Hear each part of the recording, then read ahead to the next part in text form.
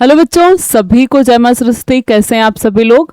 तो अगर आपको 2026 सीयूटी का फॉर्म फिल करना है, इस बार आप 12th में हैं और पहली बार आप सीयूटी का फॉर्म फिल करेंगे, तो आज हम बात करने वाले हैं कुछ ऐसी जरूरी जानकारी या कुछ ऐसी जरूरी टिप्स जो लेकर ही आपको सीयूटी का फॉर्म फिल करना है। क्योंकि अगर ये चीजें आपने गलत कर दी तो आपका फॉर्म रिजेक्ट हो जाएगा, आपका एडमिट कार्ड नहीं आएगा, या फिर अगर एडमिट कार्ड आ भी जाता है तो आप जो एग्जाम देंगे उसके थ्रू आपको एडमिशन लेने में दिक्कत होगी, एडमिशन नहीं ले पाएंगे। तो ये सारे टिप्स को ध्यान से देखना है कि फॉर्म फिल करते समय क्या क्या हमें ध्यान में रखना है, कौन कौन सी गलतियां हैं जो फॉर्म फिल करते समय हमें बिल्कुल नहीं करनी है।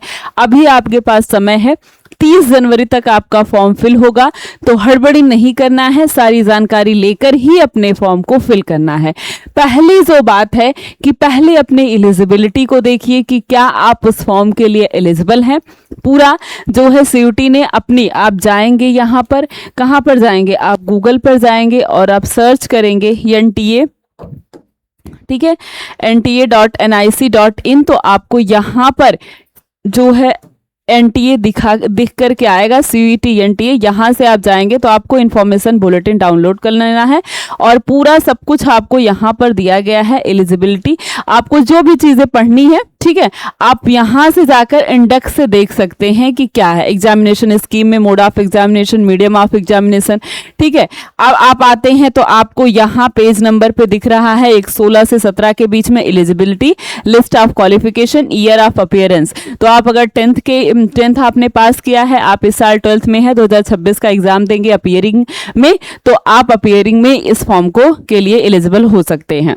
अगला कह रहा है कि चूज सब्जेक्ट केयरफुली, अपने सब्जेक्ट को बहुत ध्यान से फिल करना है कि जो आपका 12th का सब्जेक्ट है वो तीनों सब्जेक्ट, जैसे आपका फिजिक्स केमिस्ट्री मैथ या फिजिक्स केमिस्ट्री बायो होगा, तो वो तीनों एज अ डोमेन आपके पास होना चाहिए। तो सब्जेक्ट को बहुत ध्यान से फिल करना है, क्योंकि बहुत सारी ऐसी यूनिवर्सिटी है जो कि 12th के ही सिलेबस को ही लेती हैं। तो ऐसा नहीं है कि आपको बीएससी के अलावा अगर दूसरा कोई स्ट्रीम करना है या एग्रीकल्चर या कुछ और, तो हम गलत सब्जेक्ट का चुनाव कर ले या उसी सब्जेक्ट को चुन ले जो सब्जेक्ट आपने अभी तक कभी 12th के पहले पढ़ा ही नहीं है 12th तक।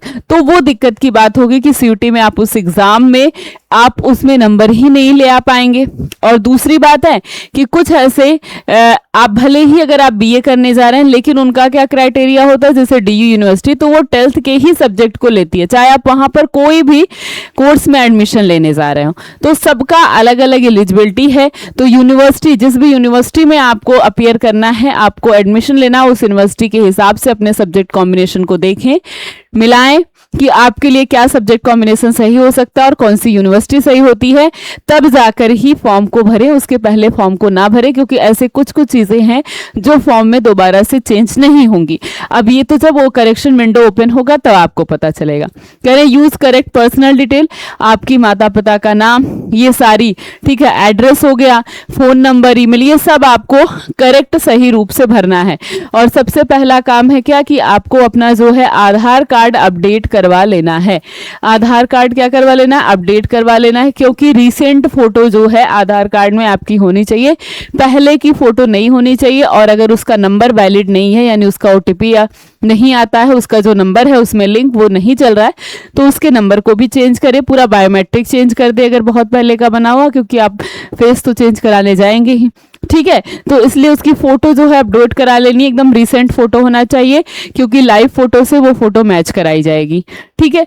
अब इसके बाद करें upload proper photo and signature, एकदम सही 10 से 200 KB के बीच का आपका जो फोटो है वो होना चाहिए। फोटो 80% आपका फेस उसमें दिखना चाहिए, साथ में आपके दोनों कान विजिबल होने चाहिए, दिखने चाहिए। और अपने बाल जिसके बड़े हों वो अपने बाल को पीछे कर ले, टोपी नहीं लगानी है, सारी चीजें, आपका फेस एकदम बिल्कुल किसी भी तरीके से कवर नहीं होना चाहिए, ठीक है। तो आपका अगर आप चश्मा पहनते हैं तो आप चश्मा लगाकर ही फोटो खिंचा सकते हैं, कोई दिक्कत नहीं है, और निकाल देंगे तो भी कोई दिक्कत नहीं है, ठीक है। तो 10 से 200 KB के बीच आपकी फोटो होनी चाहिए और उसी तरीके से आपका सिग्नेचर भी वहां पर अपलोड करना होगा। ठीक है, तो ये दोनों चीजें, और फोटो लगभग 15 से 20 कॉपी निकलवा ले, क्योंकि आगे भी आपको जरूरत पड़ेगी जब आप यूनिवर्सिटी में एडमिशन लेने जाएंगे। तो अभी तो मान लीजिए वो फोटो ऑनलाइन फॉर्म में है, यूज नहीं होगी, लेकिन बाद में आपको बहुत सारी फोटो लगने वाली है। करें, use active mobile number and email. आपका जो मोबाइल नंबर एक्टिव हो, अगर आपको लगता है कि आपका मोबाइल नंबर ज़्यादा दिन तक नहीं रहने वाला है, तो अपने घर में अपने फादर मदर किसी के भी मोबाइल नंबर को वहां पर एज अ OTP आप जनरेट करवा सकते हैं, मोबाइल नंबर अपने फॉर्म में डाल सकते हैं। और ऐसा ईमेल जो वैलिड हो, जो बंद ना हो, ऐसे ईमेल को वहां पर आपको रखना है, क्योंकि एडमिशन तक आपके लगभग जुलाई से अगस्त तक जब तक एडमिशन होगा तब तक सारा नोटिफिकेशन आपके फ़ोन नंबर पर और आपके मेल पर आएगा। और दूसरी बात है कि जो भी पासवर्ड सेट करें वो पासवर्ड पूछ लें।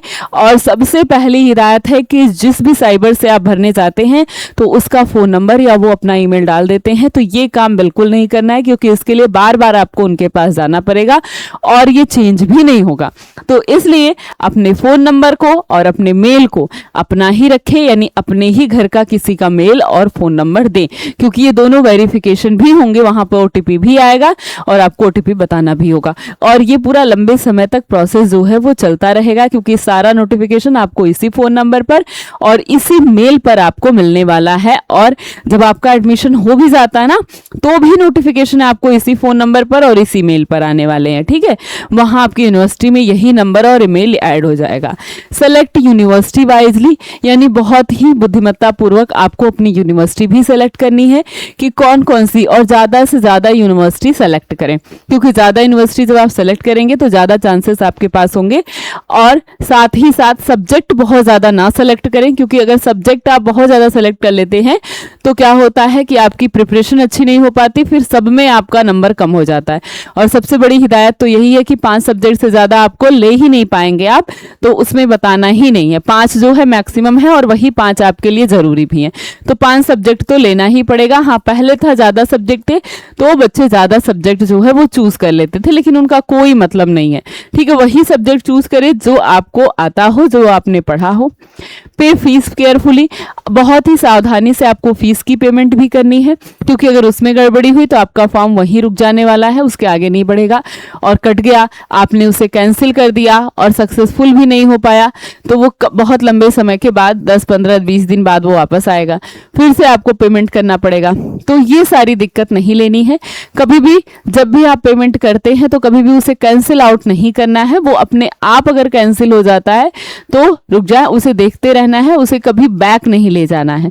ठीक है, अगर आप खुद से फॉर्म फिल कर रहे हैं तो साथ में जब भी आप गूगल पे या फिर फोन पे का जो भी आप वहां पर ID डालेंगे, वहां पर आपको नोटिफिकेशन आएगा, वहां जाकर पेमेंट करके वैसे ही रुक जाए, अपने आप आपके पोर्टल पे पेमेंट सक्सेसफुल का ऑप्शन दिख जाएगा। और वहां जब दिख जाएगा तो वहां से आपको स्क्रीनशॉट ले लेना है। ठीक है, स्क्रीनशॉट जरूर रखें पेमेंट का। अब जब पेमेंट हो जाता है तो यही लास्ट प्रोसेस है पेमेंट का, उसके बाद कोई ऐसा प्रोसेस है नहीं। डाउनलोड कंफर्मेशन पेज, तो जो आपका कंफर्मेशन पेज आता है उसको जरूर डाउनलोड करें। साइबर में तो वो आपको निकाल कर दे देंगे, लेकिन अगर आप खुद से कर रहे हैं तो उसे डाउनलोड करके कहीं अच्छी जगह सेव कर लें। और अगर आप साइबर पर भी जाते हैं तो उस कंफर्मेशन पेज का जो वो हार्ड कॉपी, यानी कि आपको A4 शीट पर निकाल के देता है, वो तो अलग है। बाकी उसको क्या करें, अपने फ़ोन पर भी उसे मंगवा लें कि मेरे पास सॉफ्ट कॉपी भी मेरे व्हाट्सएप पे भेज दीजिए, और उसको एक अच्छी जगह, मतलब कहीं भी फोल्डर में रख लें ताकि याद रहे, क्योंकि बाद में उसकी ज़रूरत लगती है। कंफर्मेशन पेज का पहला पेज आपको बार बार ज़रूरत लगती है। ठीक है, तो इसलिए आपको अपना कंफर्मेशन पेज बहुत अच्छी तरीके से संभाल कर रख लेना है। और कीप कॉपीज ऑफ डॉक्यूमेंट, जो भी डॉक्यूमेंट आप लगाते हैं उनकी कई सारी कॉपी आपके पास होनी चाहिए, क्योंकि एडमिशन के टाइम पर वो सारे डॉक्यूमेंट की कॉपी आपको चाहिए होती है, वो आपसे मांगते हैं। और साथ ही साथ जितने आपके डॉक्यूमेंट हैं उन सारे डॉक्यूमेंट को अच्छी तरीके से बनवा लेना है, तभी अपने फॉर्म को फिल करना है। और मेन डॉक्यूमेंट में आपका आधार है, और अगर आपने अपने कास्ट सर्टिफिकेट को नहीं बनवाया है तो कास्ट सर्टिफिकेट के लिए अप्लाई कर दें। जब ये दोनों चीज़ें आपकी बन जाए विदिन 1 वीक, तो आप जाके उसके बाद ही अपने फॉर्म को फिल करें। कास्ट सर्टिफिकेट में OBC या फिर अगर आप EWS से बिलोंग करते हैं तो आपको नया कास्ट सर्टिफिकेट चाहिए, 1 साल से कम तक, यानी 1 अप्रैल 2025 के बाद का सर्टिफिकेट चाहिए। अगर आपके पास है तो ठीक है, नहीं है तो आपको कैटेगरी सर्टिफिकेट के लिए अप्लाई कर देना है। और साथ ही साथ अगर आपका कास्ट कोई भी कैटेगरी सर्टिफिकेट हो, यूपी गवर्नमेंट का या आपके स्टेट गवर्नमेंट का है, तो वो कैटेगरी सर्टिफिकेट नहीं चलेगा, आपको सेंट्रल गवर्नमेंट का ही कैटेगरी सर्टिफिकेट लगाना है। तो सेंट्रल गवर्नमेंट का कैटेगरी सर्टिफिकेट साइबर से जाके बोले और वो बनवा ले, तो ही आपका काम हो पाएगा। और आधार कार्ड को अपडेट करा लें, इसके बाद ही फॉर्म फिल करें, नहीं तो बहुत ज़्यादा आपको दिक्कत आने वाली है। तो ये तो हो गई ज़रूरी बातें जिसे आपको ध्यान में रखना है फॉर्म फिल करने से पहले। और जब ये सारी चीज़ें आपके पास आ जाएं, सारे डॉक्यूमेंट, तभी फॉर्म फिल करें। जानकारी अच्छी लगी हो तो चैनल का सब्सक्राइब कर लीजिएगा। और अगर आपको कोई और जानकारी चाहिए तो प्लीज़ कमेंट बॉक्स में कमेंट करिएगा, हम आपके लिए तुरंत ही उस टॉपिक पे वीडियो लेकर के आएंगे, आपको अच्छे तरीके से समझाएंगे। और सीयूटी या बीएससी नर्सिंग की जानकारी के लिए चैनल को सब्सक्राइब ज़रूर कर ले, और वीडियो अच्छा लगा हो तो लाइक ज़रूर कर दीजिएगा। और साथ में सीयूटी की बेहतरीन तैयारी के लिए हमारे पास है ये लक्ष्य बैच। अगर आप बीएचयू, एयू, जेएनयू जैसी मोस्ट टॉप यूनिवर्सिटी में एडमिशन चाहते हैं तो ये न्यू बैच है जो कि 999 में स्टार्ट हो रहा है। इस बैच को लेकर आप बहुत अच्छे तरीके से अपनी तैयारी को बेहतरीन बना सकते हैं। बहुत सारे बच्चे पिछले 3 सालों से इस बैच से पढ़ करके बीएचयू, एयू और डीयू जैसी यूनिवर्सिटी में अपना एडमिशन लिए हैं और अपना जो है अपनी बैचलर डिग्री को प्राप्त किए हैं। तो आप भी उन स्टूडेंट में से हो सकते हैं। तो अगर आपको बैच लेना है तो alpha institute pro application app अभी जाकर डाउनलोड करें और एकदम अच्छे तरीके से तैयारी करके अपनी एक सीट अपनी ड्रीम यूनिवर्सिटी में पक्की करें। और ये काम आप ज़रूर कर सकते हैं अगर थोड़ी सी अपनी मेहनत और लगन को बढ़ा देंगे। तो इन 2 या 3 महीनों में आप बहुत अच्छे तरीके से सीयूटी की तैयारी करके अपनी ड्रीम यूनिवर्सिटी को पा सकते हैं।